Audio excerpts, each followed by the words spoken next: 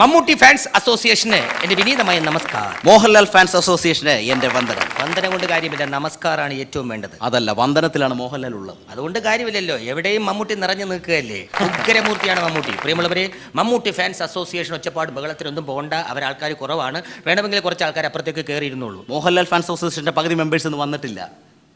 ഏതായാലും പ്രിയമുള്ളവരെ, മലയാള സിനിമയിൽ മാധവനായും മധ്യവയസ്കനായും മദ്യപാനിയായും ഉത്തമ കുടുംബ നായകനായും സുഹൃത്തായും ഒക്കെ മലയാള സിനിമയിൽ മിന്നിത്തിളങ്ങുന്ന മഹാസാഗരത്തിനുടമയാണ് മമ്മൂട്ടി. മമ്മൂട്ടി അഭിനയിച്ച നിരവധി സിനിമകൾ കണ്ടുകൂട്ടണമെങ്കിൽ ഈ ഒരു ജന്മം പോരാ. അത്രയ്ക്കും സിനിമകളാണ് മഹാനടനായ മമ്മൂട്ടി ചെയ്തു കൂട്ടിയിട്ടുള്ളത്.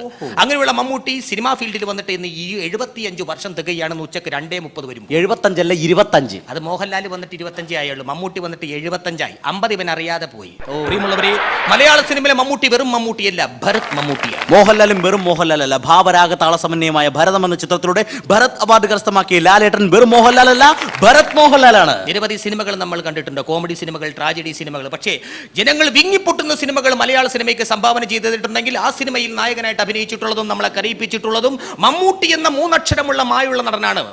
ട്രാജഡി സീനിൽ മമ്മൂട്ടിയാണെങ്കിൽ കോമഡി സീനിൽ ഏറ്റവും കൂടുതൽ ചിരിപ്പിക്കുന്നത് ലാലേട്ടനാണ്. മമ്മൂട്ടി ജനിച്ചു വളർന്നത് കൊച്ചിയിലാണെന്ന് നിങ്ങൾ ഓർക്കണം, അത് നിങ്ങൾ മനസ്സിലാക്കണം. ചെമ്പിലാണ് ജനിച്ചു വളർന്നതെങ്കിലും കൊച്ചിയിലാണ് താമസം. ഒരു കാര്യം നിങ്ങൾ മനസ്സിലാക്കണം, തിരുവനന്തപുരം ജില്ലയിൽ ജനിച്ചു വളർന്നില്ലെങ്കിലും തിരുവനന്തപുരം ഭാഷ കൈകാര്യം ചെയ്ത് എന്തിനാപ്പി എന്ന് ചോദിച്ചുകൊണ്ട് രാജമാണിക്യം എന്നുള്ള സിനിമ സൂപ്പർ ഹിറ്റ് പദവിയിലേക്ക് ഉയർത്ത ഏക നടനാണ്. ആ ഒരൊറ്റ സിനിമ ഹിറ്റാക്കിയവനാണ് മമ്മൂട്ടി. നമ്മുടെ സ്വന്തം കൊച്ചി കേരളത്തിന്റെ തലസ്ഥാനമായ തിരുവനന്തപുരം നഗരത്തിൽ ജനിച്ചു വളർന്ന് ഒട്ടനവധി ഹിറ്റുകൾ നമുക്ക് സമ്മാനിച്ച നടനാണ് ശ്രീ മോഹൻലാൽ. മമ്മൂട്ടി ഗൃഹനാഥനാണ്, കുടുംബനാഥനാണ്. അങ്ങനെയുള്ള മമ്മൂട്ടിക്ക് 2 മക്കളുണ്ട്, ഒരാണും ഒരു പെണ്ണും.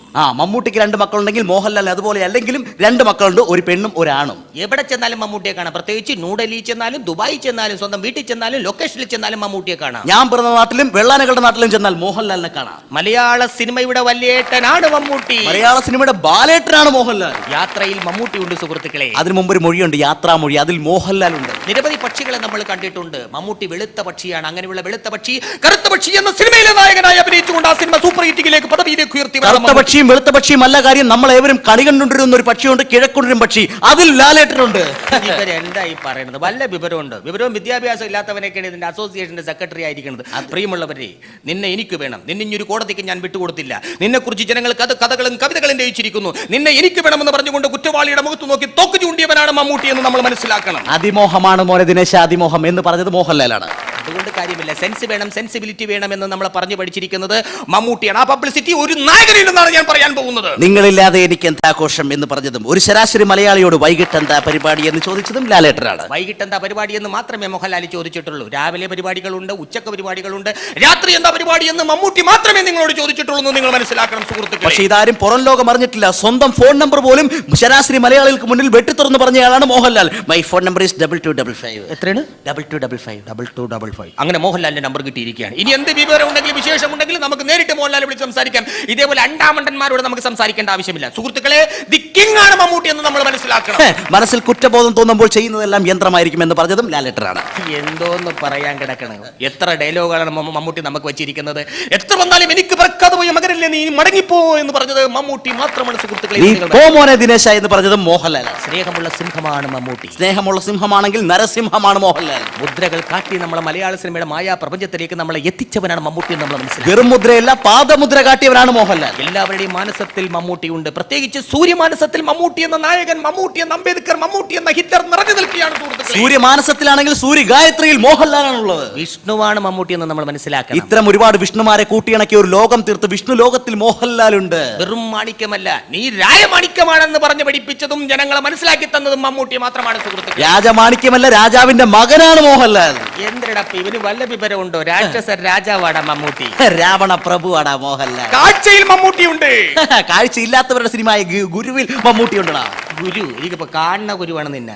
എടാ, ഒരു കാര്യം നീ മനസ്സിലാക്കണം, മലയാള സിനിമയുടെ വിധേയനാണ് മമ്മൂട്ടി. മലയാള സിനിമയുടെ അധിപനാണ് മോഹൻലാൽ. ചരിത്രങ്ങൾ എക്കാലവും നമ്മൾ മനസ്സിൽ സൂക്ഷിക്കാറുണ്ട് തങ്കലിപികളാൽ എഴുതിയിട്ട്. അങ്ങനെ വെച്ച് നോക്കുമ്പോൾ മലയാള സിനിമയുടെ ചരിത്രത്തിലും മലയാള സിനിമ എന്ന ചരിത്രം എന്ന പേരുള്ള സിനിമയിലും മമ്മൂട്ടി എന്ന നായകൻ നിറഞ്ഞു നിൽക്കുകയാണ് സുഹൃത്ത്. മലയാള സിനിമയുടെ ചിത്രം എടുത്തു നോക്കിയാൽ അതിൽ മോഹൻലാൽ ഉണ്ട്, മലയാള സിനിമയായ ചിത്രത്തിൽ മോഹൻലാൽ ഉണ്ട്. ഇവൻ എന്നെ കൊണ്ടേ പോവുള്ളൂ. ഹരി കൃഷ്ണൻ ഒരു കാര്യം ചെയ്യാം, നമ്മ ഇവിടെ കിടന്ന് വായിട്ടലച്ച് തർക്കിച്ചിട്ട് ഒരു കാര്യമില്ല. മമ്മൂട്ടി തന്നെയാണ് സൂപ്പർ നടൻ, നമുക്കത് സമ്മതിച്ചു കൊടുക്കാം. ആ ഞങ്ങളും സമ്മതിച്ചു. മമ്മൂട്ടിയല്ല ലാലേട്ടനാണ് സൂപ്പർ എന്ന് ഞങ്ങൾ സമ്മതിച്ചിരിക്കുക. അത് വേണ്ട, മമ്മൂട്ടി ഫാൻസ് അസോസിയേഷന്റെ പിള്ളേര് ലോറിക്ക് ഇവിടെ ഇറങ്ങി വന്നിട്ടുണ്ട്. ഞങ്ങൾ ലോറിക്കല്ല കണ്ടെയ്നറിനാണ് വന്നിറങ്ങിയിരിക്കുന്നത്. മോഹൻലാൽ ഫാൻസ് അസോസിയേഷന്റെ പിള്ളേര് അവരുടെ പ്രകടനം കാണുമ്പോൾ ഉള്ളാവുന്നത് കൊടുത്തു വിട്ട് അവർ പറഞ്ഞു വിട്ടേക്ക്. ഓക്കെ, അപ്പൊ അങ്കത്തട്ടി കാണാം. അങ്കത്തട്ടിലല്ല, ഇവിടെ വെച്ച് കാണാം. ആരാണ് താരമെന്ന്? ഇതാ ഞങ്ങളുടെ മമ്മൂട്ടി ഫാൻസ് അസോസിയേഷന്റെ ജനറൽ സെക്രട്ടറി, കൺവീനർ, ട്രഷറർ, ഗജാൻജി, വൈസ് പ്രസിഡന്റ് ഒന്നും ഇവനല്ല, എല്ലാം ഞാൻ തന്നെയാണ്. മമ്മൂട്ടി അഭിനയിച്ച സിനിമകൾ ഏതാണെന്ന് വ്യക്തമാക്കി ഇവൻ യോദ്ധ എന്ന പടത്തിലെ പാട്ടിന്റെ ഈണത്തിൽ പാടി കേൾപ്പിക്കും. അത് കണ്ടിട്ട് ചങ്ക് തകരരുത്. ഓഹോ, ഈ നിൽക്കുന്നത് ആരാണെന്ന് മനസ്സിലായ? ഇല്ല. ഞങ്ങൾ മോഹൻലാൽ ഫാൻസ് അസോസിയേഷന്റെ നെടുന്തൂണാണ് ഈ നിൽക്കുന്നത്. അയ്യോ, ഇവനെയൊക്കെ ഏതെങ്കിലും കെട്ടിടത്തിന് കൊണ്ടുപോയി ഇട്ടുകൂടെടാ. അപ്പൊ ഏതായാലും ഒരു കാര്യം ഞാൻ വ്യക്തമായിട്ട് പറയാം മോനെ, എന്തെങ്കിലും സംഭവിച്ചാൽ ഞാൻ ബസ് സ്റ്റാൻഡിൽ കാണും, നമ്മുടെ വണ്ടി അവിടെയാണ് കിടക്കുന്നത്. അപ്പൊ പാടി അങ്ങോട്ട് തകർത്തിട്ട് അങ്ങോട്ട് പോരും. പേടിക്കേണ്ടത്, മമ്മൂട്ടിയാണ് ഇന്ത്യയിൽ ഏറ്റവും കൂടുതൽ ചിത്രത്തിൽ അഭിനയിച്ചത്, നമുക്ക് തെളിയിച്ചു കൊടുക്കാന്നേ. അത് അവനങ്ങോട്ട് തെളിയിച്ചു കൊടുക്കും. ഒരു കാര്യം ഞാൻ പറഞ്ഞേക്കാം, മോഹൻലാലാണ് ഏറ്റവും കൂടുതൽ പടത്തിൽ അഭിനയിച്ചേക്കണതെന്നും ഏറ്റവും നന്നായി അഭിനയിച്ചേക്കണത് ഈ പാട്ടോട് തെളിയിച്ചു കൊടുത്തേക്കണം. ഏത് പാട്ടാണ് അവൻ പിടിക്കണത്? യോധ തന്നെ നമ്മൾ പിടിച്ചാൽ മതി. എന്തെങ്കിലും പ്രശ്നങ്ങൾ പറ്റിയ, സ്പോട്ട് തെറ്റിയ എന്നെ നോക്കണ്ട, ഞാൻ വീട്ടിൽ കാണും.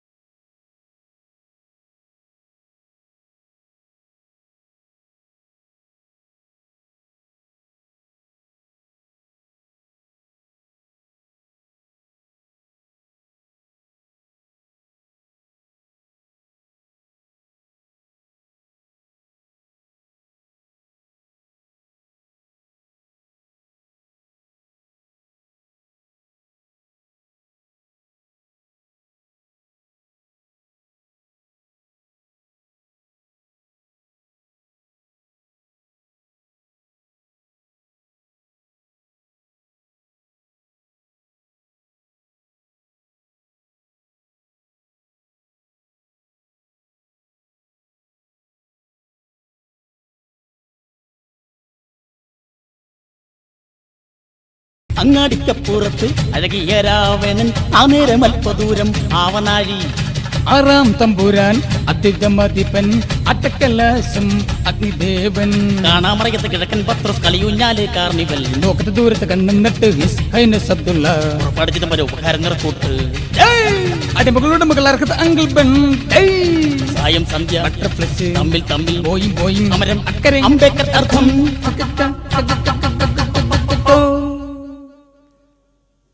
പടയോട്ടം പടകിടി പരമ്പരപാധേയം പുലി വരുന്നേ പുലി പ്രത്യേകം ശ്രദ്ധിക്കുക.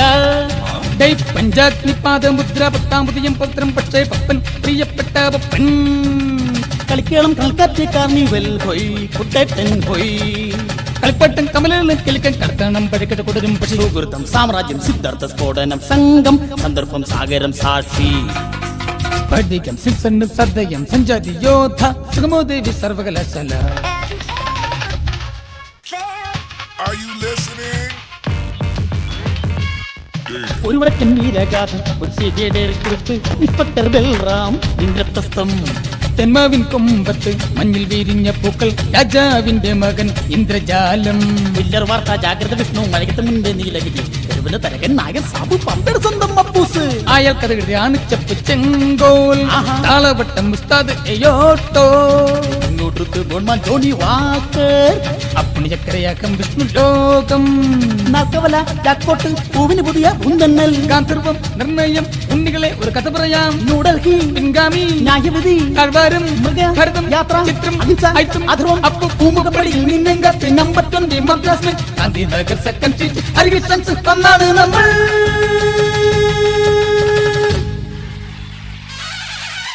പടയോട്ടം പടകിടി പരമ്പരപാധേയം പുലി വരുന്നേ പുലി പ്രത്യേകം ശ്രദ്ധിക്കുക.